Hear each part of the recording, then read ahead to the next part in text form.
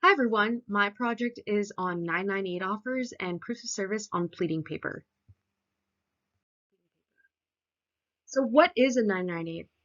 It is a statutory offer to compromise. You can find information on what is required of it in the California Code of Civil Procedure, also known as the CCP, in section 998. That's how it gets its name.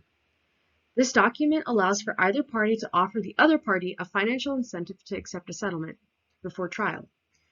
The benefit to this is that it reduces costs that come with trial. The 998 offer has a specific judicial counsel form, but you could also prepare a 998 on pleading paper. It's preferred by both parties for a case to settle before it reaches trial because trial is expensive for all parties. Courts prefer it too because they are very backed up and a case settled is one less case that they have to make time for. Some important things to note about 998 offers is that they can be filed up to 10 days before trial. After a 998 is served, the opposing party has 30 days to respond before the offer is withdrawn. Plaintiffs have to be careful with 998 offers. If an offer is made by a defendant and the plaintiff rejects it, and then later the judge does not give a plaintiff more money, the plaintiff will not be able to recover any costs and would be responsible for the defendant's cost after the 998 offer was served. The amount will be decreased from whatever damages they win. Defendants also have to be careful because they will be liable for the costs of both parties after they reject a 998 offer if the court awards the plaintiff a more favorable judgment.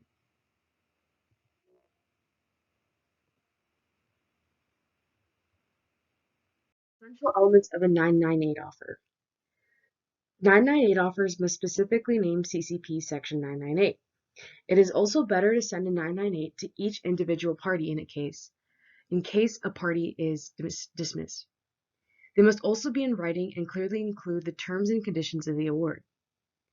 There must also be a section that allows the accepting party to accept by signing a statement that it is accepted. And finally, there has to be a monetary value to the 998. For example, things like a confidentiality clause could not be added because there is no monetary value to that. So this is a screenshot of the judicial form of a 998 offer that I completed. First, we start off by filling out the attorney's name, address, and contact information. Then we put in the plaintiff, defendant, and case number. And at the top box, we're checking offer to compromise 998, but we're not checking acceptance because the party that is returning it will fill that out. For number one, you're stating who is serving and who is accepting. And then for two, there's two sections. Under A, you're disclosing the amount that the party is seeking, as well as other fees and costs that they are wanting. For B, it's just another way to write what a party is seeking, and then it will be signed by the attorney once reviewed and then served to the defendant.